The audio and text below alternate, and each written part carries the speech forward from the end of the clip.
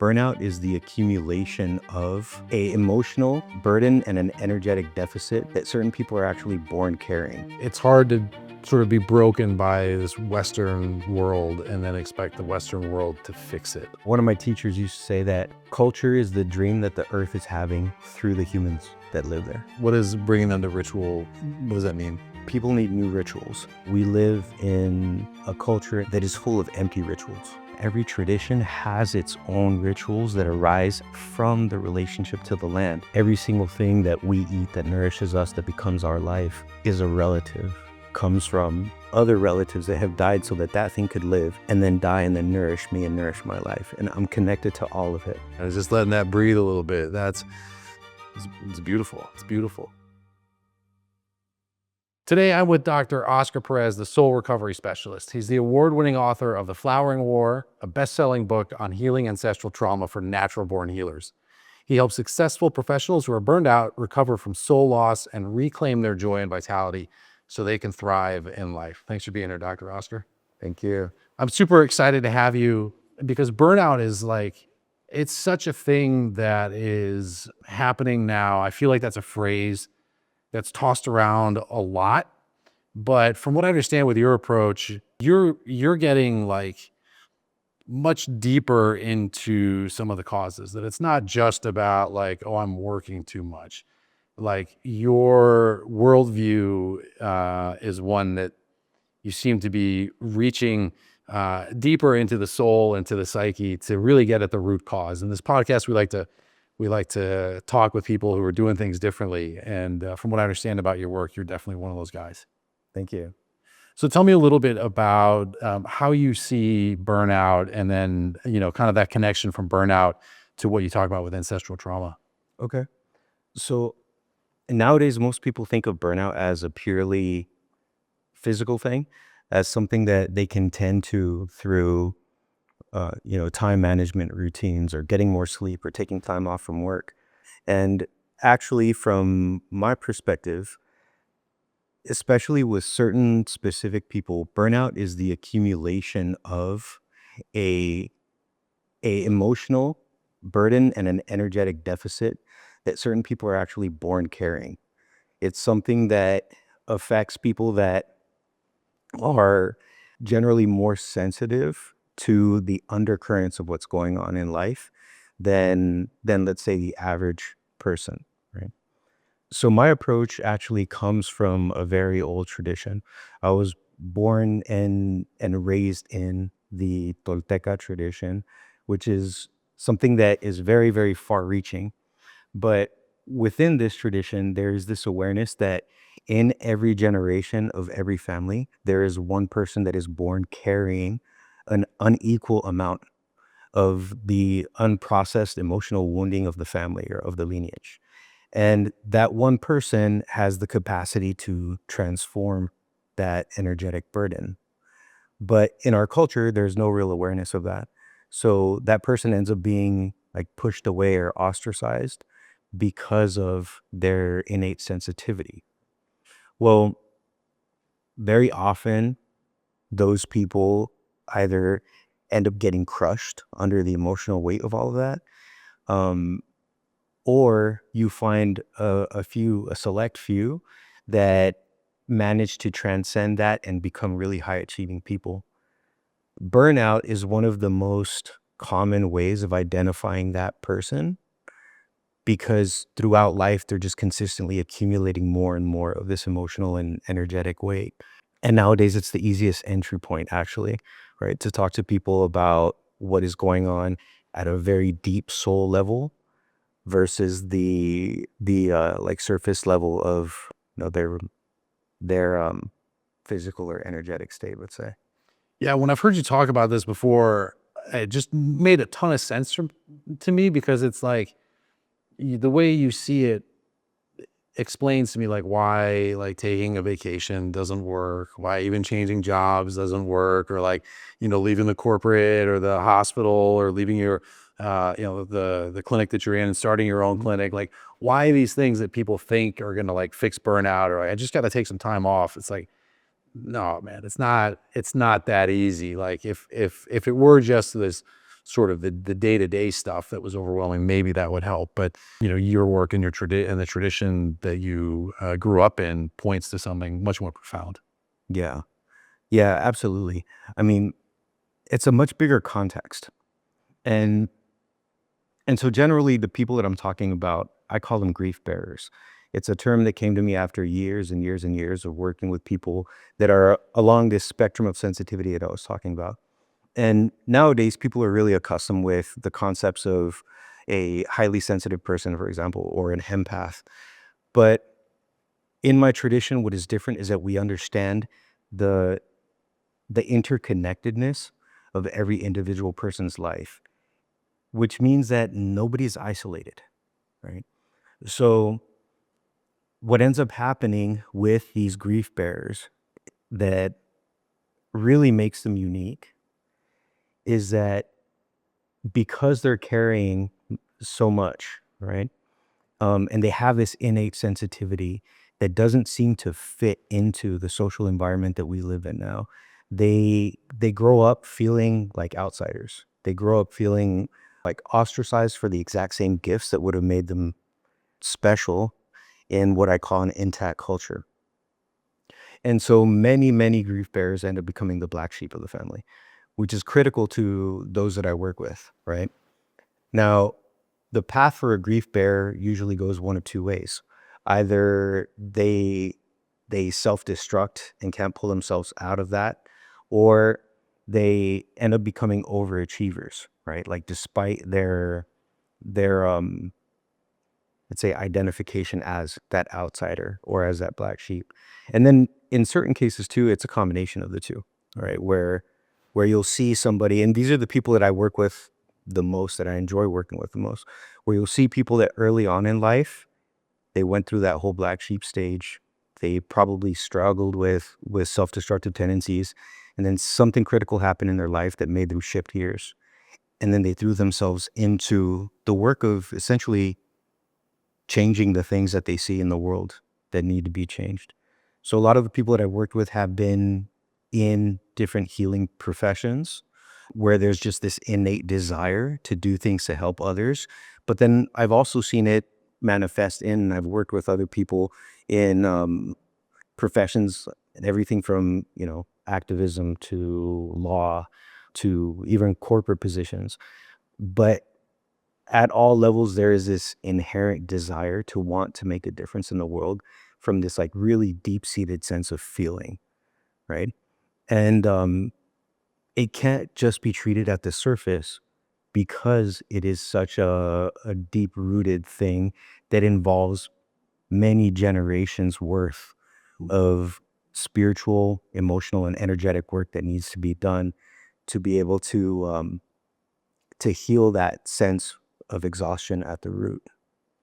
And it seems like I feel like I've read some research over the last few years where, modern science is identifying on like a genetic level this kind of generational trauma. Have you seen some of these like studies? Mhm. And it's like it seems like sort of the new thing for like Western medicine and science to be like, oh, look, we can traumatize a mouse and then we can see effects of that trauma, for 3 or 4 or 5 generations. And yet, the tradition that you were born into has been talking about this for like how long? Hundreds or thousands of years, perhaps. Yeah. Well, in the oral tradition, they say thousands of years, Yeah. right? And yeah, nowadays the entire field of epigenetics is talking about how we can see how environments adjust genetic markers, and then those genetic markers can be tracked down, right? Track down lineages. And all of that really started with the grandchildren of concentration camp survivors in a study about obesity, Wow. actually. But what's fascinating right now is that at the outer edges of science, we see more and more research that is arising that reinforces the the understanding of these intact traditions, these intact cultures. And when I talk about intact cultures, I'm talking about cultures that lived in a very interconnected way with with the earth, with the cycles of nature, but also with a completely different understanding of ancestry and a descendants. So in the Tolteca culture or the Tolteca tradition, we talk about how we are or we manifest aspects of what our ancestors did or didn't do for the past 6 generations. So we are the seventh, right? So whatever your parents, grandparents, great grandparents, going back 6 generations, whatever they did or didn't do, ultimately builds the framework for many of the things that you're going to face in your life, right? And this is independent of your awareness as yourself or your individuality. But likewise, whatever you do or don't do is going to set the stage for 6 generations moving into the future. When I'm working with somebody, the reason that that's important is because it gives a context that's much broader than just them. For most people in modern culture or modern society, the most devastating thing is this feeling of isolation. Mm. It's something that isn't really spoken to very openly. But in modern society, many, many, many people struggle with this feeling of being isolated, right? And when I'm talking about somebody that has been the black sheep throughout their life, there's this idea that they're the anomaly in the system, right? They're the one that, for some reason, is the is broken, right? Or is dysfunctional, to use that term. And that increases the sense of isolation, and it increases the ideas of self-judgment and self-destruction, self-flagellation in that person. There's this like, why don't I fit kind of thing that that person wrestles with. Mm-hmm. Well, from this perspective, we understand that that person isn't isolated. That person is a symptom of something that is much, much larger. That person is manifesting or is embodying the fact that the larger culture that we live in is sick. Itself is sick, right? But it also gives that person the opportunity to understand what they wrestle with their entire life as a part of a lineage that has just been ruptured.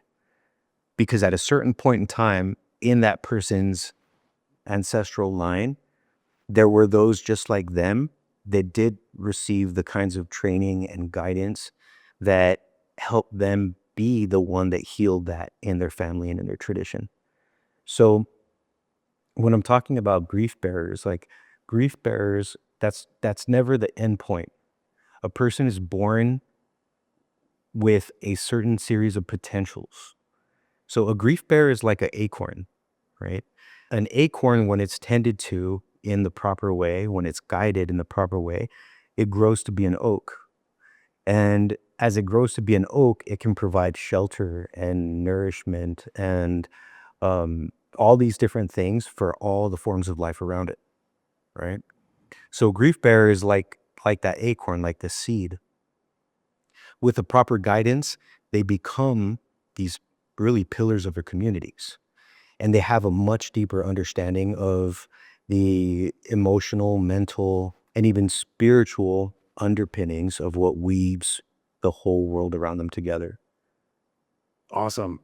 Yeah, this is like, I'm just like, I'm aware as you're talking of like a feeling of relief in my body, because this is like, I think about my own journey, and I was so fortunate to have a community that was able to support my weirdness. Yeah. And I give thanks for it like every day. So just a little bit of background, like when I was a teenager, it's like 15, I started seeing stuff, started having visions, started seeing things, started hearing stuff. Like I won't get into the whole story, but like at one point I heard trees talking to me. Like the message was clear. They told me certain things. Those things happened, and I was like, "What's going on?" You know, my mom is amazing, and I was talking to her about it, and then like eventually through some other crazy stories. Anyway, I got connected with a Blackfoot, an elder of the Blackfoot tradition.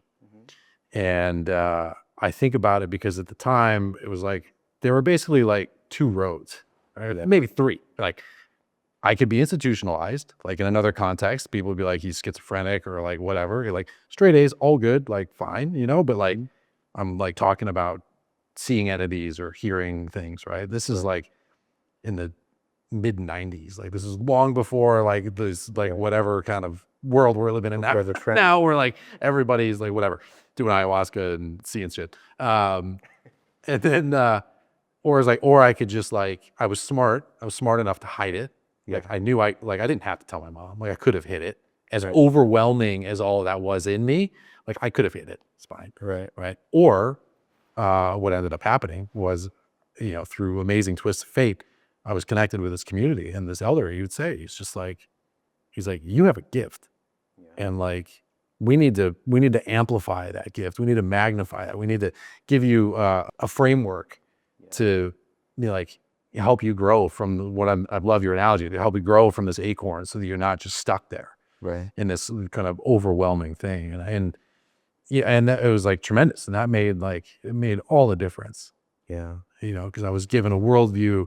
It went from seeing the trees and, you know, the stones and like the dirt as just like stuff to be moved and used to build shit for my human life, to like, oh, these are my grandmothers or grandfather. I was like, we're all connected. Yeah. Yeah, absolutely. And I think that's incredible. I mean, I was probably going through the same kind of thing at the exact same time. And I had, I had the influence ever since since I was around 10, of people that helped me see the larger world as a conscious living, I want to say living being, but it's more than that, right? Because it's this infinite multiplicity of different forms of consciousness, like living together and existing together. But nobody did talk about that then. So I'm Apache on my mother's side, my grandmother's side, right? And the or Inde, right? Chiricahua Inde. That side of my family moved down into Mexico, which was, I mean, moving is a way of saying that was a big part of just the territory they naturally lived in. But rather than going onto reservations, they went and stayed in Mexico. And at that point, it was safer to be Mexican than it was to be, most definitely, than to be Apache. So what ends up happening is that, or okay, let me give more context for that.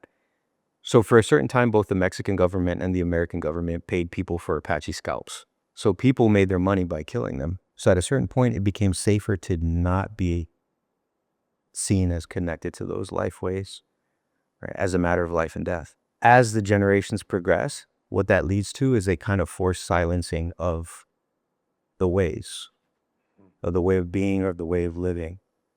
Then with that, you have the influence of religion, in my family's case, the Catholic religion. And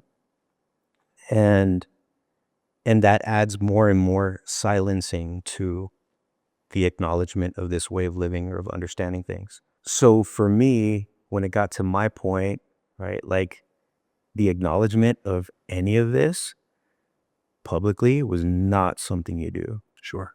You don't talk about this stuff, right? Because if you do, you make yourself a target. But I always had this really strong drive towards it, this really strong interest in it.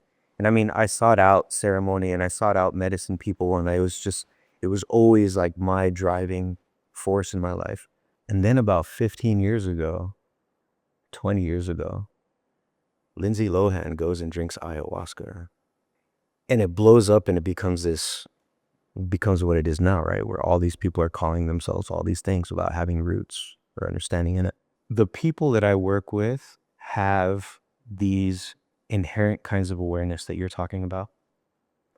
A lot of them didn't have the kinds of guidance to make any sense of it. I've told people, because for years I worked with people in addiction recovery as well. And I would see these same kinds of inherent traits in people that I work with. And for years, I've told people that the would-be healers of our time, like the vast majority of them are institutionalized. The vast majority of them are in prisons, rehabs, mental institutions, right? There's a select few that, against all odds, manage to reach positions of leadership in their lives and have this inherent desire to make a difference in the world, right?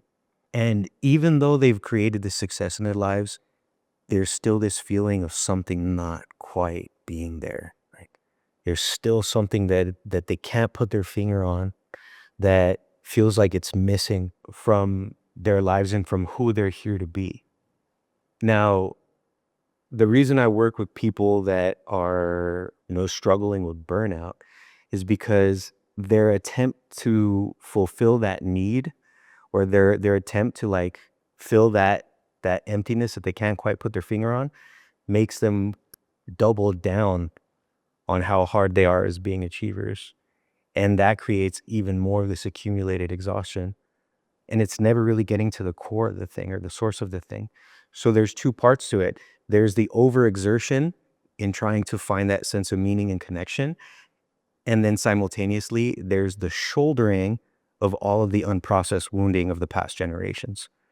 So they get hit from both sides, so to speak, right? And so the work that I do with people really helps them develop a much larger context for that, helps them understand that the things that they've been experiencing their whole life are natural, even when they're not normal, right?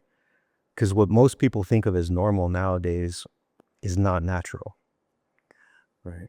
But they're natural ways or capacities of perception for certain people in the world. And they have been throughout the entirety of human history.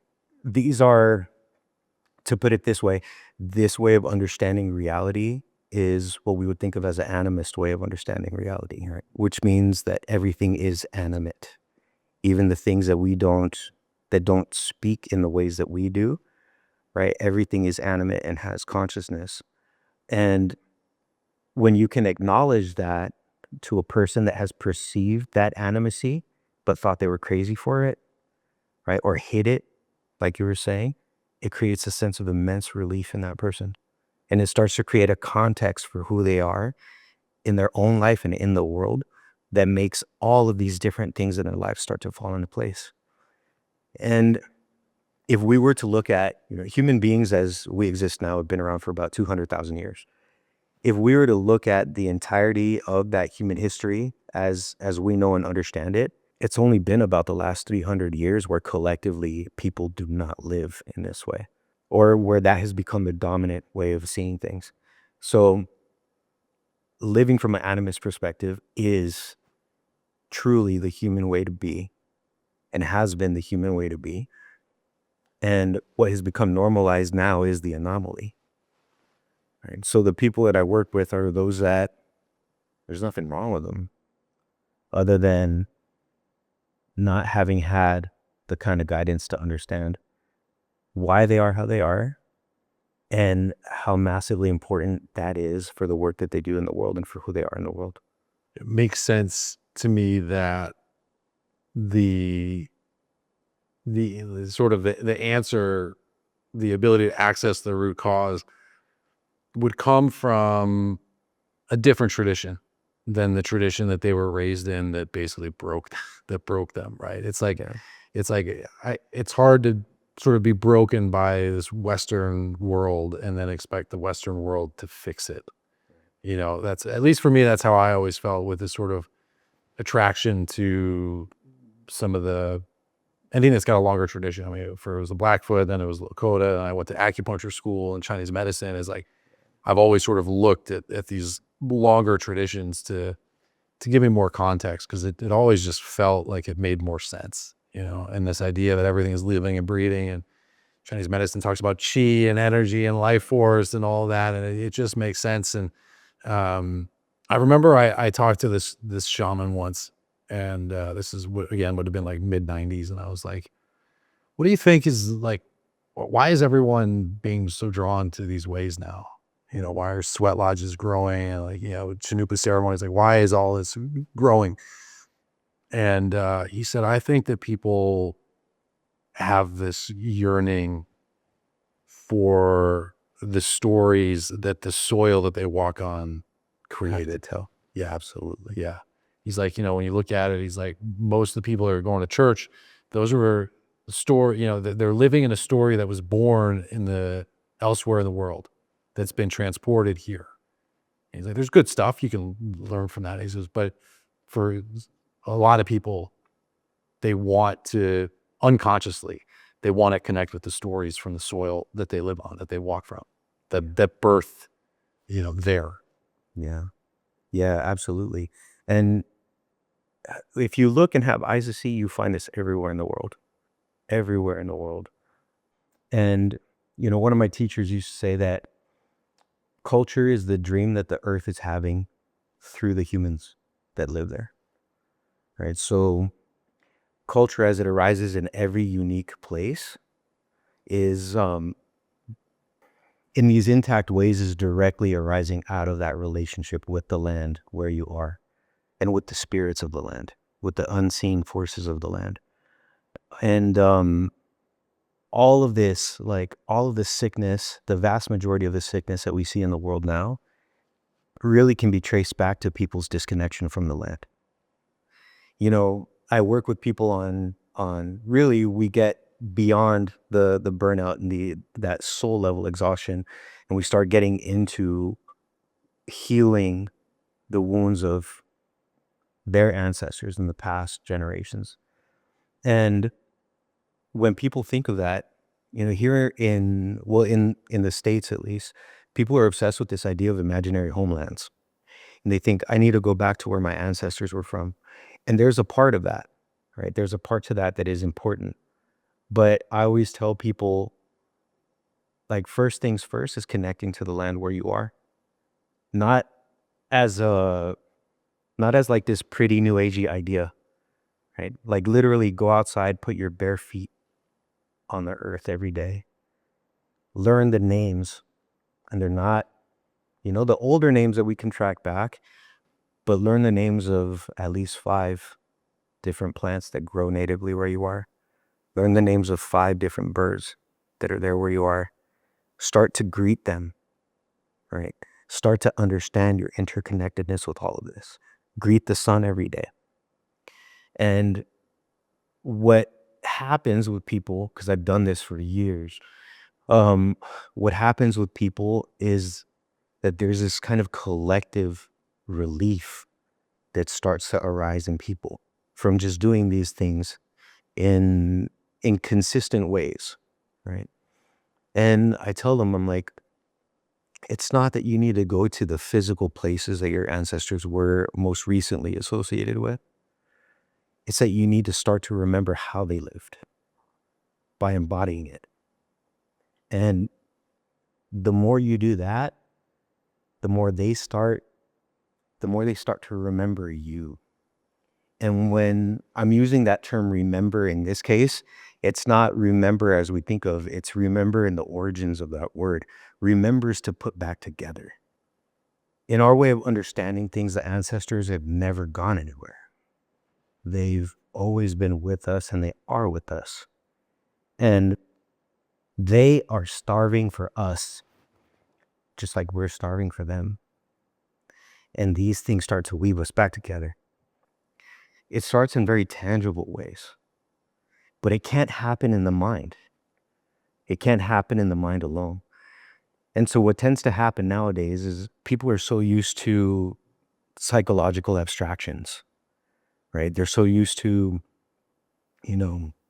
doing their little earth meditations in like the comfort of their air-conditioned home and talking about the earth in these completely abstracted ways and like anthropocentric ways, right? Like giving these like human traits to the earth and to nature that are just projections really of humans' obsession with humans. It's got to go way beyond that. It has to be visceral. It has to be physical. It has to be ritualized, actually. And in order for that to happen, people have to have communities that can hold that space for them. you know.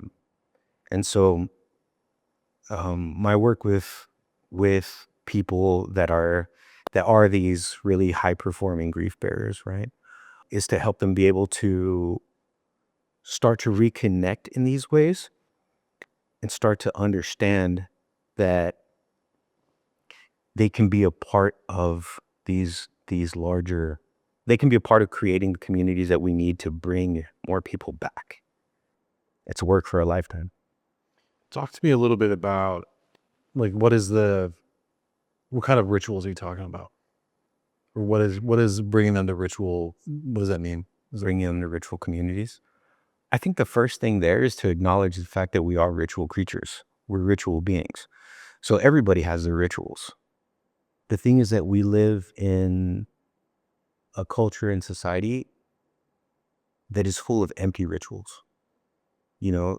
So really basic rituals can be, one, again, like I was talking about earlier, learning how to greet your relatives. And when I say your relatives, I'm not talking about, your cousins, siblings, aunts, and uncles. Like, I'm not talking about your human relatives. I'm talking about all that you are related to in the world. Really, when it comes to it, like we were saying earlier, culture arises from people's direct relationship with the land. And the same thing goes for rituals. Because like nowadays, we have people that want to export rituals as well. So, you have people leading ayahuasca ceremonies in places where ayahuasca has never grown.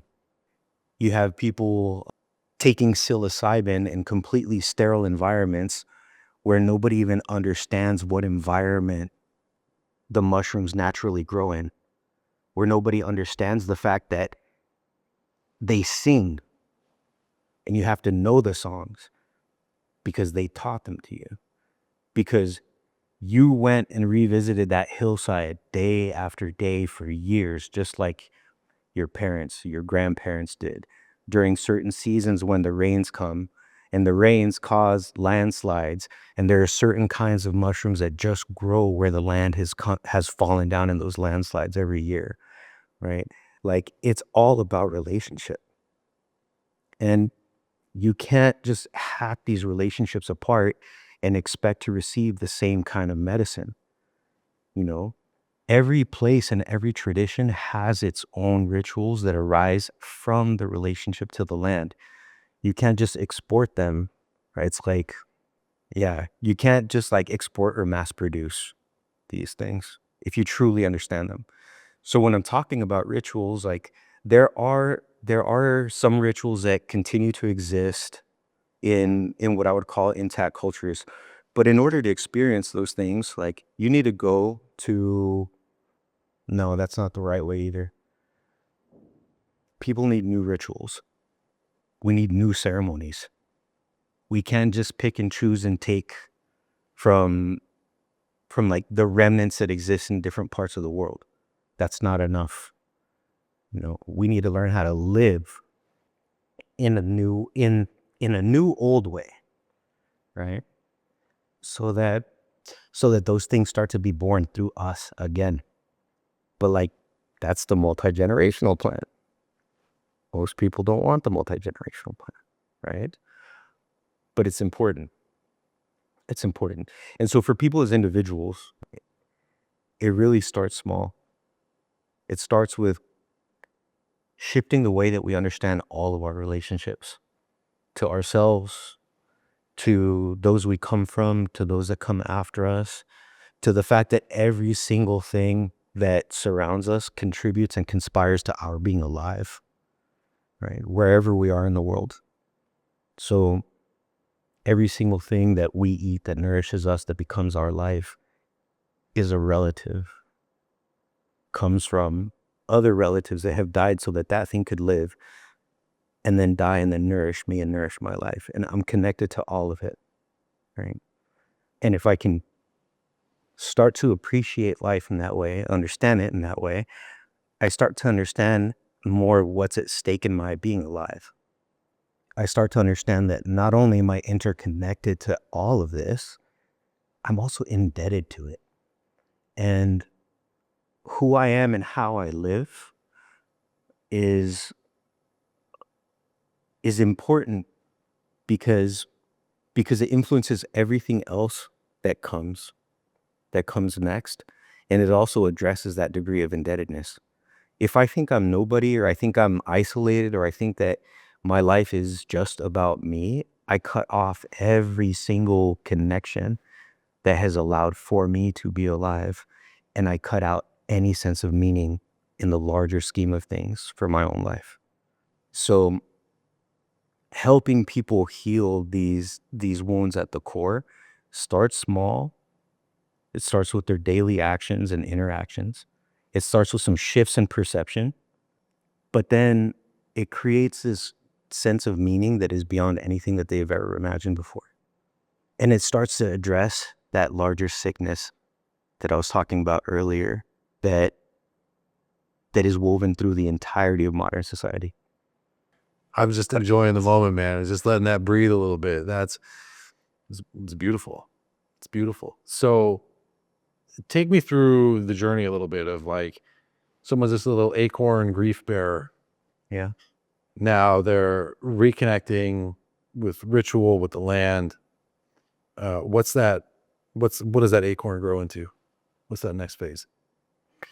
Um, so the next phase is, again, relief, honestly. It's what I see with the people that I work with, that at first there is that becoming aware of being an acorn or having been an acorn. Then there's this relief in that awareness. And then comes the releasing of all the stuff that they've been carrying. That's a really, really powerful moment. It's more than a moment, right? It lasts a good chunk of time. But that's where people finally let themselves put down all the stuff that they felt, that they thought that they needed to carry all on their own. And that involves a lot of tears. There's a lot of grief in that. But going through that grief naturally leads into wonder. And what most people that I've ever interacted with are starving for and don't know how to put their finger on is that sense of wonder, you know? So people chase all kinds of things trying to find that sense of wonder. They chase achievement, they chase highs, they chase sex, they chase all these different things trying to find that sense of wonder. But those things never quite cut it. And when people start to experience that sense of wonder again, it's interesting because you see their priorities shift. They start living a little bit differently than they did before. There's a fullness to how they live that starts to show up, and it starts to impact their relationships. It starts to impact their sense of purpose. And through all of that, this kind of gratitude starts to flood through them and into what they do. And in our tradition, we've got this concept that we talk about over and over again, and it's this idea of flowering. And you see this in different native traditions and different indigenous traditions. But if you look at flowers, you really spend time with them. Flowers are what allows for the cycle of life to continue. Right? There's a purpose for them. It's not just that they're pretty, which they are, right? But beauty feeds life. And when a person really starts to get how they're interconnected with life on all these different levels, and they get to put down all of those unspoken burdens that they've been carrying, that wonder and that gratitude make that person start the flowering. And it's not like they have to do anything intentional. I mean, in order to become these flowering beings, but the way that they are in the world shifts. It changes. It energetically emanates from them, and it inspires other people as well. They start to, without even being able to name it, they can feel how alive that person is, and it makes them curious about it. And not everybody, but some will start to ask, what's going on there? How's that happening? And there's these ripple effects that will happen. And so when people are truly, embodying who they are in that way and living life in that perspective, they become flowering beings. They become those that empower that desire for being truly alive in others around them. In my book, In the Flowering War, I talk about how I had a teacher that used to call like mainstream society the procession of the walking dead. And she used to talk about how people were going through just these routines, right? These daily repetitive cycles of life and never quite connecting to what it means to be fully alive. Never really like embodying what that is. And there's this deep sense of desperation and this deep sense of sadness in that. And people are always chasing ways to numb that sense of desperation, that sense of sadness.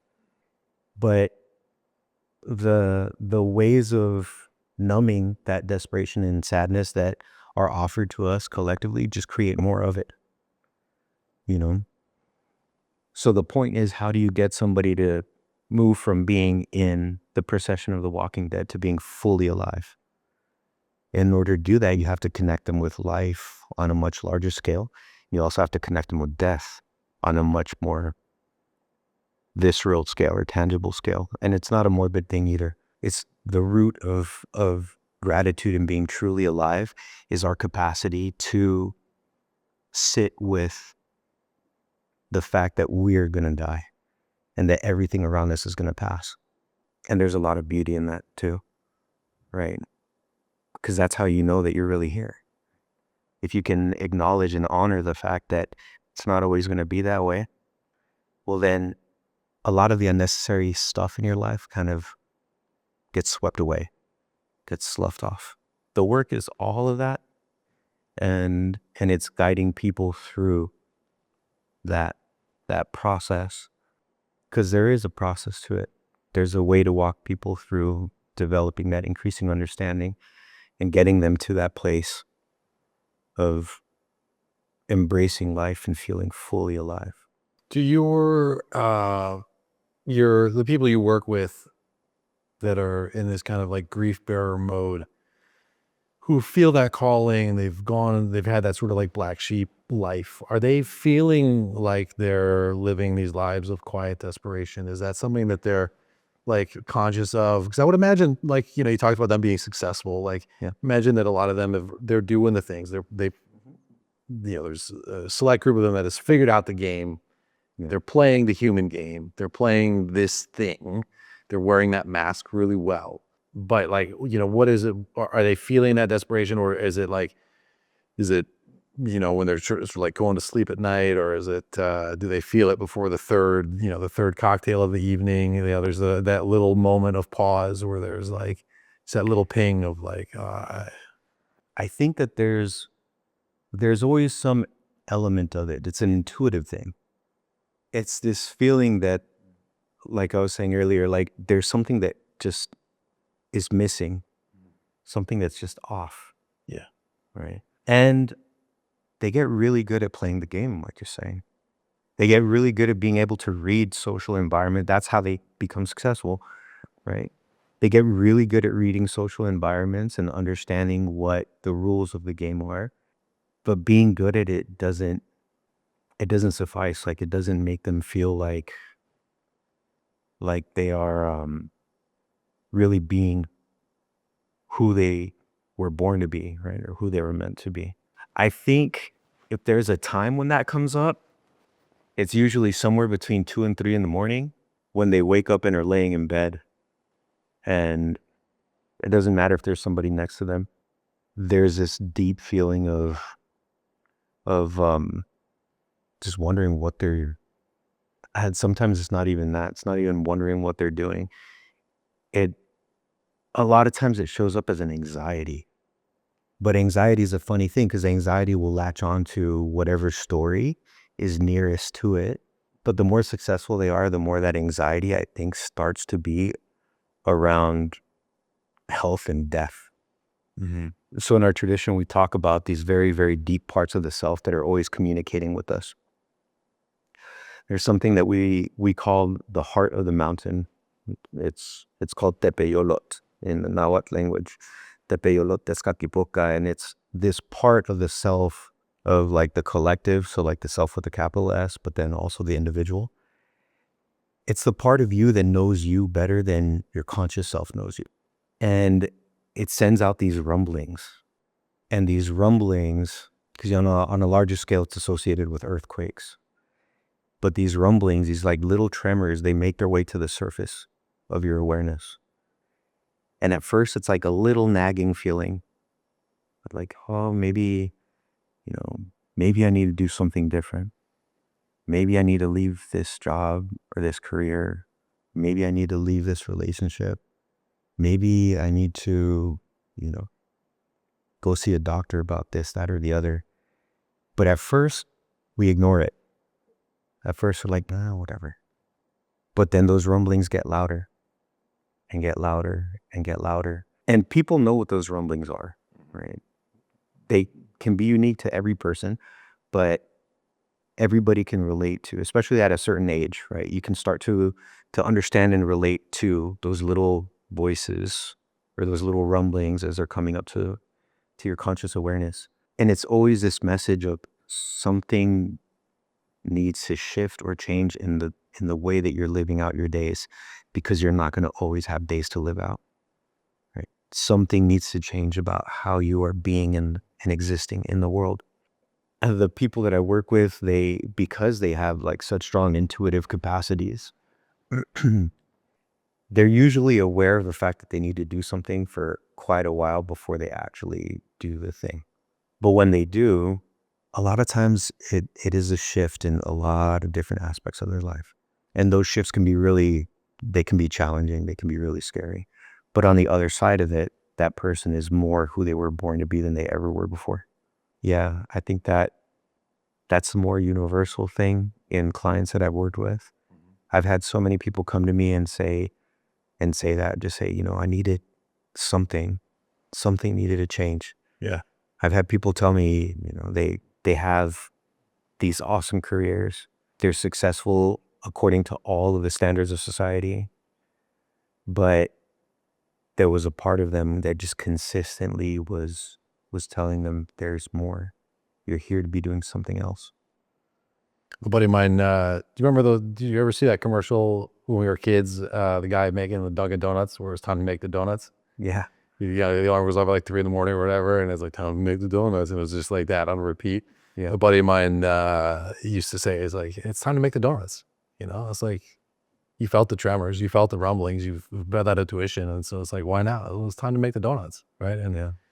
and I agree with you. From my own experience, that like people know, Yeah. they know, And so when it's like when you're done lying to yourself, or when you're done, sort of like pretending.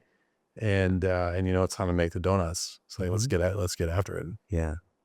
Yeah, that concept of the peyolo that I was talking about earlier, when it's ignored, consistently ignored, what happens, the reason it's associated with earthquakes in that way, is that eventually what happens is that, there will be this earth-shattering event that makes the person incapable of ignoring that anymore. Mm-hmm. And it can be the end of a career. It can be a divorce or the end of a marriage. It can be a terminal diagnosis or the death of a loved one. Right?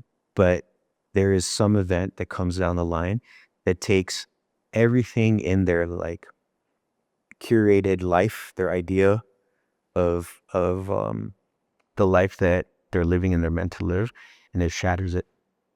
And they're left with this golden opportunity, right, to really assess who they are at the core and what comes next.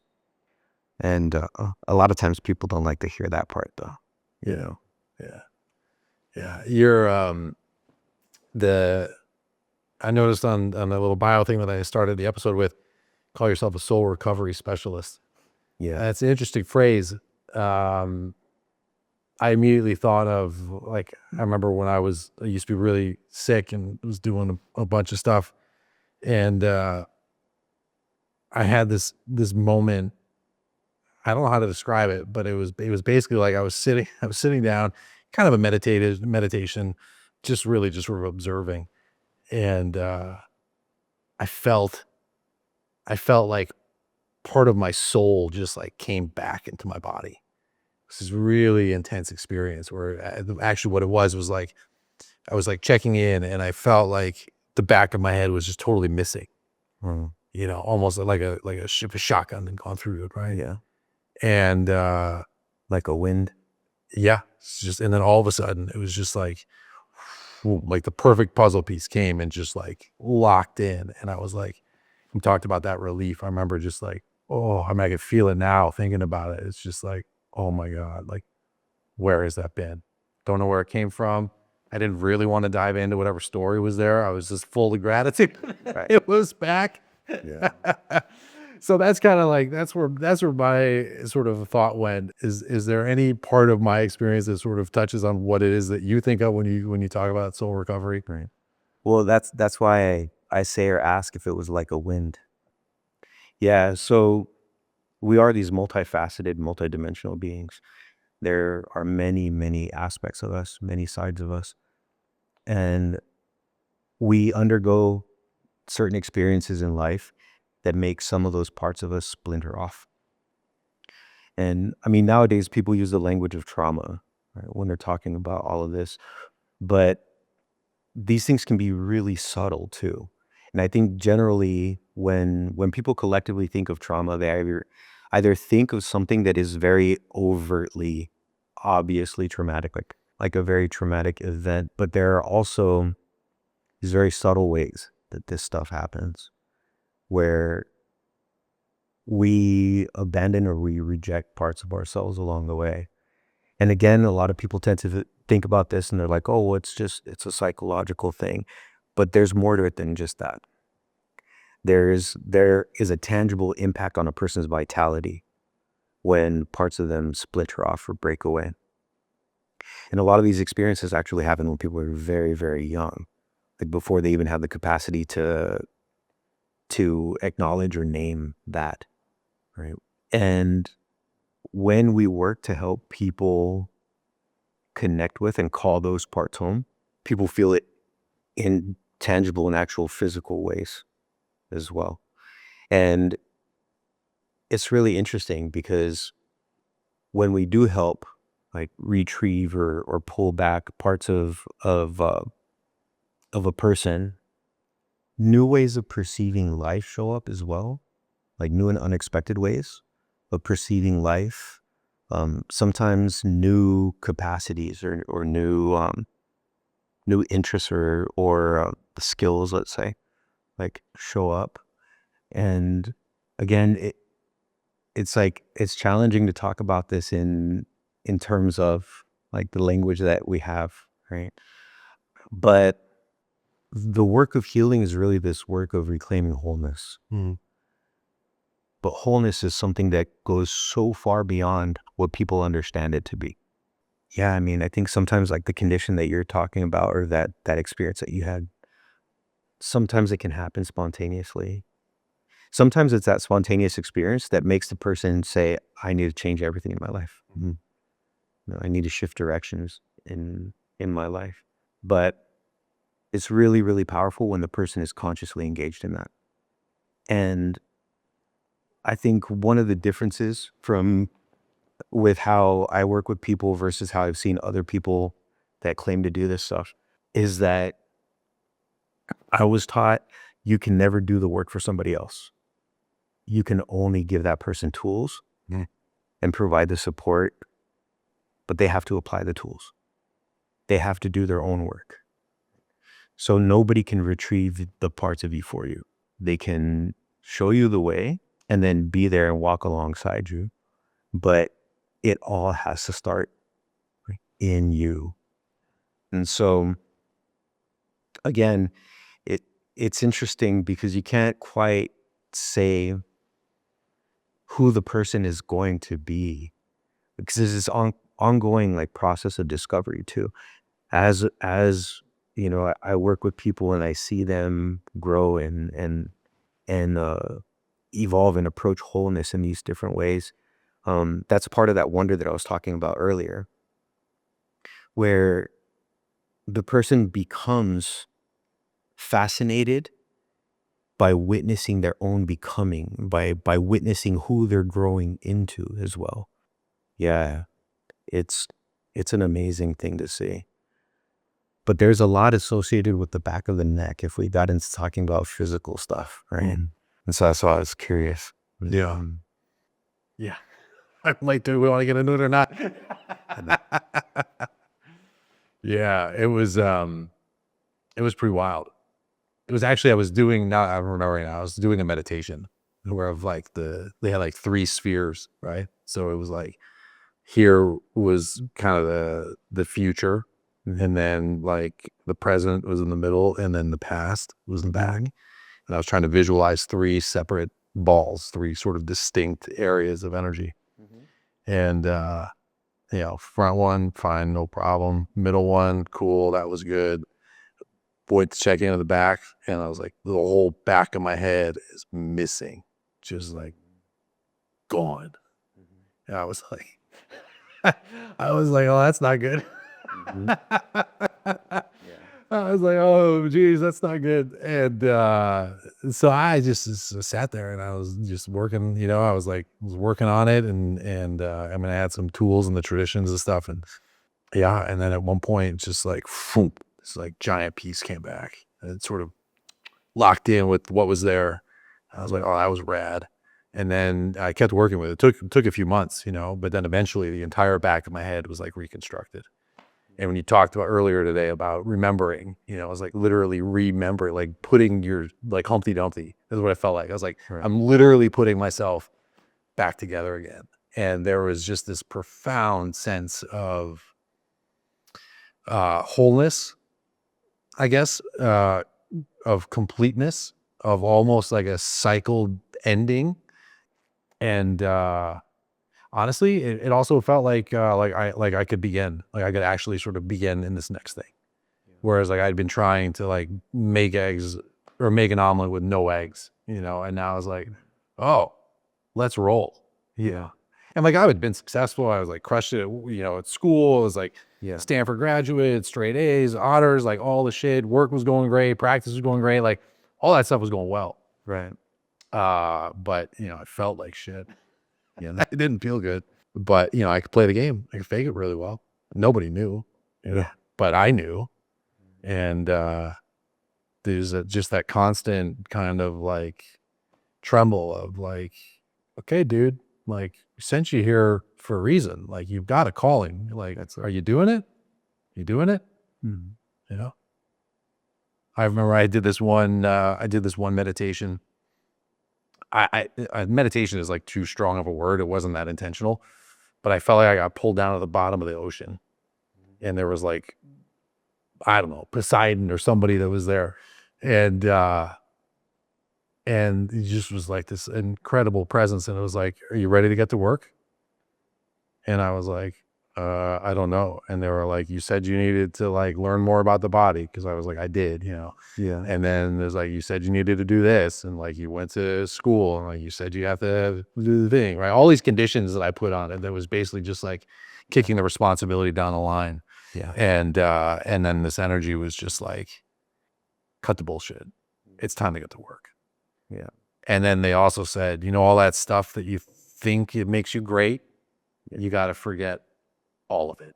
Yeah. Because to do the healing work, like to do what we need you to do with, at the time, my patients in my practice, you have to be completely present. Right. And like, it's not about, even for me at the time, it was like, it's almost like the past trauma or whatever, it was like, wasn't going to be as much of a hindrance as like all the stuff that I thought was good. All the stuff that I thought was sort of making me, all my accomplishments, all this kind of like ego, right? All this stuff that I was sort of hanging my hat on. They were like, you got to forget all of that. Yeah. And I was like, whoa. Right. It's just like, And then, oh baby. And then it's time to make the donuts, It's time to get to work. Yeah. No, I hear you. I mean, I say, and then what? Because that's always a thing, right? Yeah. If I empty out this vessel, what am I? Yeah. And it's, so in our tradition, we talk about like, we have a certain amount of energy. And I know it's the same in TCM, right? We're born carrying a certain amount of energy. Yeah. The Jing, the ancestral chi. Right. Our attachments and our identities are like threads that energy is connected to. And it can get pulled far too thin for you to be able to do what you need to do or what you're really here to be. And so, the vast majority of people, they can't change their lives. It's not a lack of capacity. It's a lack of energy. They have so many different attachments and entanglements that are constantly siphoning some of their energy away. And so they can't move forward with new things. They can dream up new things occasionally. Some don't even have energy for that. They can occasionally think of new things, but then they can't move forward with those things. And again, from this like modern materialist way of seeing things, people say, oh, well, they're lacking motivation, or they don't have whatever, they don't have discipline. They don't, and I mean, commitment, consistency are absolutely important. They're essential. But if you don't have the energy to get yourself moving, then nothing's going to happen. So first, you need to reclaim energy from all those places where it is entangled before you can do anything. And all of the healing work that we do, that's what it's about, right?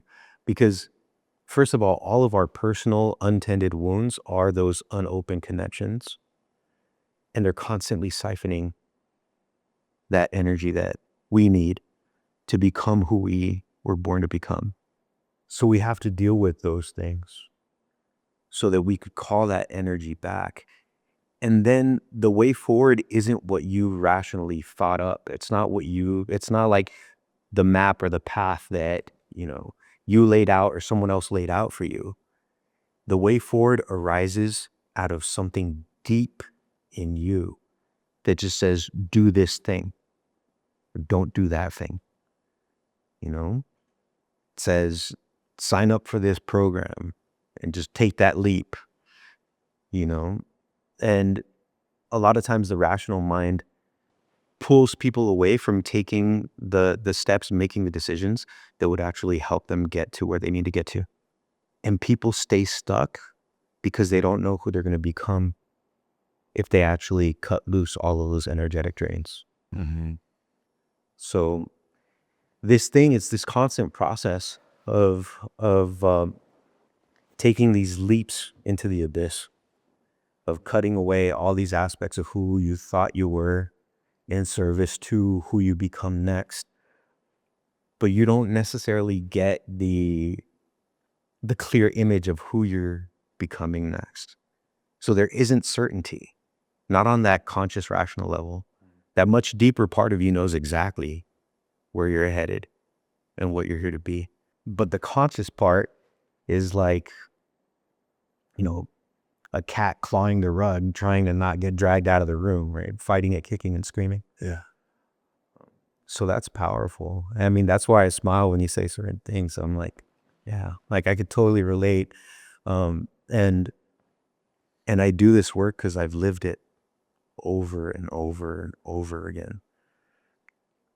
So, and the value of having a guide who's lived it and done this and can speak the language and speak to, those invisible threads is invaluable. I mean, it's like navigating this stuff, your ideal client has been navigating this on their own for so long, and like, it's time. Enough is enough. It's like, get some support. Let someone who can see through that darkness, shine some light and walk there with you, and like, I remember I was going to a ceremony once, and I'd been so excited about it. And then like started about 3 days before, a little voice was like, bro, you don't need it. You're good. Look at your life. You're good. You got a beautiful wife, like kids happy, like you're good, man. You don't need it. And I was like, she was driving me to the airport, and I was like, I can't believe I'm going. This is so dumb. Like, everything's good. Why am I doing this? And then on the other side of it, massive like breakthrough, like all sorts of stuff. And I just remember at one point I just like sat down and I was like, oh my God, like that I have a part of me that was like trying to tell me not to do this, trying to convince me that everything was okay. Like Joe Rogan calls it like the inner bitch, it's like, got to keep my eye on that. And that was like, I gotta keep sharp eye on that. And so I guess what I'm saying is, for people listening to this that are feeling that inkling of a calling, that are feeling a desire to reach out to you, even if all of the other things come in and are like, oh, don't make the call, we don't know what's gonna happen. It's like trust that rumble, that thing that's underneath it, and reach out and see what kind of conversation you guys can have.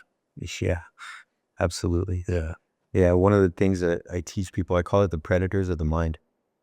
And all of us we're full of these thoughts or these thought forms that exist inside of us that they didn't start in us, with us. We inherited these things. And there's one that is very, very strong, and it's the one that you're talking about. The one that just tells you like, you don't really need to do this, or you don't really need to do that thing. But that one is always paired with another one that when you don't do the thing, it shows up and just tears you apart for not having done it. Yeah. Yeah. But I think these big transformational leaps, there's always that resistance because there's always this part that is afraid that it's going to die, like calling it what it is. And that means, losing the job or the relationship or whatever, like all these potential things, this fear of losing all of these potential things. The next level is always just on the other side. And it's always so much more than anybody could have ever imagined. Yeah, I remember I was talking to this woman. She was worried about having a baby. She was just like, "Oh, if I have a baby, like I'm gonna miss out, and I'm not gonna do all the things that I do now when I don't have a baby." Yeah. And I was like, "Yeah, I hear that." And also, here's the thing: so when you have the baby, you won't do those things because you don't want to do them. Yeah. Because you want to be with your baby. And so it's like, sure, you can like, I was like, it's not going to feel, it's going to feel different because like, if you end up not going to the rave or whatever, it's like, it's because you wanted to be doing something else. It's not because you were like, oh, I've got this thing, I can't go. It's like, no, if you stay, it's because you want to. And that way that feels is totally different. Right. Yeah. Yeah. Yeah, absolutely. All right, brother. This has been a great conversation. I really appreciate the time. Is there any final message, anything that we haven't talked about that you want to share with the people who might be listening? Just if you feel that call, listen to it. Listen to it. Don't wait until that earth-shattering experience makes everything fall apart. Sweet. And how can they find you? They can find me at droscarcperez.com. That's probably the best place. All right, brother. Thanks so much. Be sure to check him out. Thank you guys for watching, and we'll catch you next time.